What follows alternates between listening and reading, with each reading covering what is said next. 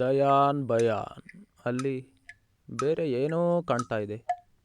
ದಯಾನ್ ಏನು ಕನ್ಫ್ಯೂಷನ್ನು? ಯಾರದು? ಅದು ಯಾರು?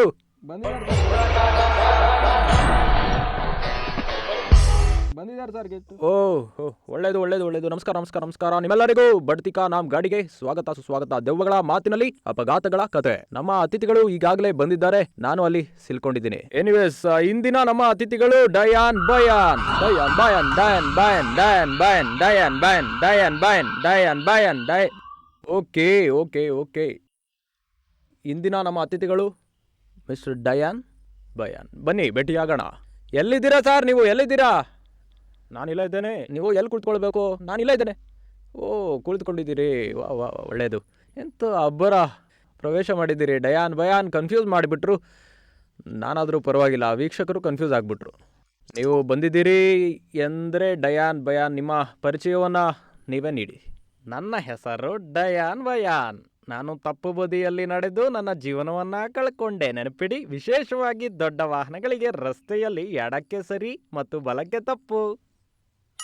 ಕ್ಷಮಿಸಿ, ನನ್ನ ಪ್ರಕಾರ ಬಲ ಎಡ ನನ್ನ ಜೀವನದಲ್ಲಿ ನಾನು ಯಾವಾಗಲೂ ಕನ್ಫ್ಯೂಷನ್ ಮಾಡ್ತಿದ್ದೆ. ಮೊದಲು ನನಗೂ ಆಗ್ತಿತ್ತು ಅಲ್ವಾ? ಆದರೆ ಅದಕ್ಕೆ ಪರಿಹಾರ ಏನು? ನನ್ನ ಕಥೆಯನ್ನು ಕೇಳಿದ ನಂತರ ಎಲ್ಲ ಕನ್ಫ್ಯೂಷನ್ ಅಳಿಸೋಗ್ತಾರೆ. ಅರೆ ವಾ, ಯಾಕೆ ತಡ ಮಾಡ್ತಿದ್ದೀರಿ? ಬಹಳ ಒಳ್ಳೆಯ ವಿಷಯ, ಪ್ರಾರಂಭಿಸೋಣ. ನೀವು ಸಿದ್ಧರಿದ್ದೀರಾ? ಪ್ರೇಕ್ಷಕರು ಸಿದ್ಧರಾಗಿದ್ದಾರಾ? ಹೌದು. ವಿಷಯವೆಂದರೆ ನನ್ನ ನೇರ ಮತ್ತು ಹಿಮ್ಮುಖ ಕೈಯಿಂದ ನಾನು ಅದನ್ನು ಮಾಡ್ಬೋದು.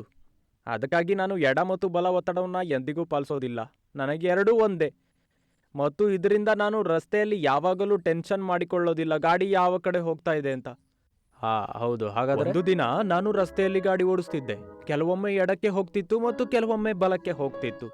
ಆಗ ಮಾತ್ರ ಹಿಂದಿನಿಂದ ಆಂಬ್ಯುಲೆನ್ಸ್ ಬರುತ್ತಿರೋದು ಹಿಂಬದಿಯ ನೋಟದಲ್ಲಿ ಕಾಣಿಸ್ತು.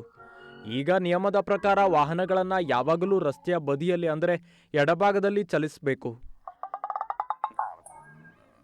ಎಡ ಅಂದರೆ ಲೆಫ್ಟ್ ಅಲ್ವಾ? ಅಲ್ಲ, ಬಲ ಬಲ ಎಡ ಲೆಫ್ಟ್ ಲೆಫ್ಟ್. ನಡೀರಿ, ಕತೆ ಮುಂದುವರಿಸಿ. ಮತ್ತು ವಿಶೇಷವಾಗಿ ನೀವು ದೊಡ್ಡ ವಾಹನ ಚಾಲನೆ ಮಾಡ್ತಿದ್ರೆ ನಿಮ್ಮ ಲಯದಲ್ಲಿ ನೀವು ಓಡಿಸ್ಬೇಕು.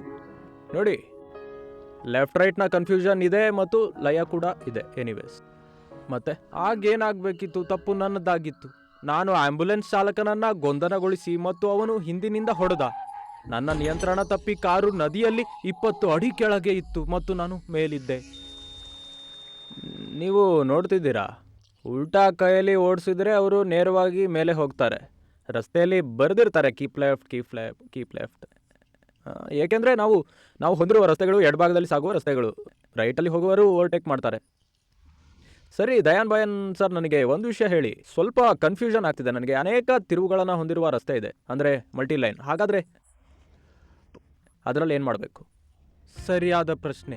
ನೀವೇನಾದರೂ ಟ್ರಕ್, ಟ್ಯಾಂಕರ್, ಡಂಪರ್ ಥರದ ದೊಡ್ಡ ಗಾಡಿಯನ್ನು ಓಡಿಸ್ತಿದ್ರೆ ನೀವು ಎಡಪಥದಲ್ಲಿ ಮಾತ್ರ ಹೋಗಬೇಕು ಮತ್ತು ಓವರ್ಟೇಕಿಂಗನ್ನು ಬಲಭಾಗದಿಂದ ಮಾತ್ರ ಮಾಡಬೇಕು, ಅದು ಸಹ ಸಿಗ್ನಲ್ ನೀಡುವ ಮೂಲಕ. ಮತ್ತು ನಿಮ್ಮ ಹಿಂದೆ ತುರ್ತು ವಾಹನ ಅಂದರೆ ಆಂಬ್ಯುಲೆನ್ಸ್, ಅಗ್ನಿಶಾಮಕ ದಳ, ಪೊಲೀಸ್ ಗಾಡಿ ಇದ್ದರೆ ನೆನಪಿಡಿ, ಅವರು ಹೋಗಲು ನೀವು ಸೈಡ್ ನೀಡಬೇಕು. ಹೌದು, ಇದು ಸರಿ. ನೀವು ರಸ್ತೆಯಲ್ಲಿ ನಡೆದುಕೊಂಡು ಹೋಗುವಾಗ ಹಿಂದಿನಿಂದ ಬರುವ ವಾಹನ ನೋಡಿದಾಗ ನೀವು ಸೈಡ್ ಕೊಡಬೇಕು, ಅದರಿಂದ ಓವರ್ಟೇಕ್ ಮಾಡಬಹುದು. ಮತ್ತು ಗಾಡಿನ ಎಷ್ಟಾಗುತ್ತೋ ಅಷ್ಟು ಲೆಫ್ಟ್ ಸೈಡಲ್ಲಿ ಪಾರ್ಕ್ ಮಾಡಬೇಕು. ಕೆಲವೊಮ್ಮೆ ಹೀಗೂ ಆಗುತ್ತೆ, ಜಾಗ ಇರೋದಿಲ್ಲ, ಅಂದರೆ ಚಲಿಸುವ ವಾಹನಕ್ಕೆ ಜಾಗವಿಲ್ಲ. ಎಡಭಾಗದಲ್ಲಿ ಸೈಡ್ ಮಾಡಿ ಪಾರ್ಕ್ ಮಾಡಿ. ಯಾವ ವಾಹನ ಓವರ್ಟೇಕ್ ಮಾಡಬೇಕು ಆ ವಾಹನವು ನಿಮ್ಮನ್ನು ಹಿಂದಕ್ಕೆ ಹೋಗ್ಬೋದು, ಹಾದು ಹೋಗ್ಬೋದು. ನಿಮಗೆ ಸ್ವಲ್ಪ ಲೇಟ್ ಆಗುತ್ತೆ ಬೇರೆಯವರ ಸೈಡ್ ಕೊಡಲು ಗಾಡಿ ನಿಲ್ಲಿಸಿದ್ರೆ, ಆದರೆ ಅದು ಒಳ್ಳೇದಲ್ವಾ? ಅಲ್ವಾ? ಏನಾಗುತ್ತೆ, ನಾವೆಲ್ಲ ಸಹೋದರಂತೆ, ನಮಗೆ ಅದೇ ಅಲ್ವಾ ಕಡೆಯದಾಗಿ. ಸರಿಯಾಗಿ ಹೇಳಿದ್ರಿ. ನೀವು ಮೂರ್ಖರಾಗಿ ಕಾಣುತ್ತೀರಿ, ಆದರೆ ನೀವು ಬುದ್ಧಿವಂತರೇ. ತುಂಬ ಧನ್ಯವಾದ. ನೀವು ಈ ರೀತಿ ಕಾಣಿಸ್ತಿಲ್ಲ, ನೀವು ಬಹಳ ಜಾಣತನದಿಂದ ಮಾತಾಡ್ತಿದ್ದೀರಿ, ಆದ್ದರಿಂದ ನೀವು ಬುದ್ಧಿವಂತರಾಗಬೇಕಲ್ವಾ? ಹೌದು. ಒಳ್ಳೆಯ ಕತೆಗಳಿಗೆ ಸಾವಿನ ನಂತರ ಬರಗಾಲ ಬರುತ್ತೆ. ನನ್ನ ಪ್ರಕಾರ ನೀವು ಸರಿಯಾಗಿರಬೇಕು. ಈ ಬಗ್ಗೆ ನನಗೆ ಯಾವುದೇ ಅನುಭವ ಇಲ್ಲ. ಸರ್, ಇದರಲ್ಲಿ ನನಗೆ ಯಾವುದೇ ಕನ್ಫ್ಯೂಷನ್ ಇಲ್ಲ. ನಿಮಗೆ ತುಂಬ ಧನ್ಯವಾದ ಸರ್. ನನ್ನದು ಬಲ ಎಡ, ಬಹುಶಃ ನಮ್ಮ ಪ್ರೇಕ್ಷಕರು ಏನು ನೋಡ್ತಿದ್ದಾರೆ ಎಂಬುದು ಕನ್ಫ್ಯೂಷನ್ ಆಗ್ತಿತ್ತು. ನಿಮ್ಮ ಕತೆ ಗೊತ್ತಾದ ಮೇಲೆ ಅವರ ಕನ್ಫ್ಯೂಷನ್ ದೂರ ಹೋಗಿರಬೇಕು, ಅಂದರೆ ನಾನು ಹಾಗೆ ಊಹಿಸ್ತಿದ್ದೇನೆ. ನಿಮಗೆ ತುಂಬ ಧನ್ಯವಾದ ನಿಮ್ಮ ಕತೆಯೊಂದಿಗೆ ನಮ್ಮೊಂದಿಗೆ ಹಂಚ್ಕೊಂಡಿದ್ದಕ್ಕೆ. ಇನ್ಶಾಅಲ್ಲಾ ಮತ್ತೆ ಅವಕಾಶ ಸಿಕ್ಕರೆ ಒಂದು ದಿನ ನಿಮ್ಮನ್ನು ಭೇಟಿ ಆಗ್ತೇನೆ. ಹಾಗಾದರೆ ಇಂದಿನ ಬಂಪರ್ ಸ್ಟಿಕ್ಕರನ್ನು ನೋಡೋಣ.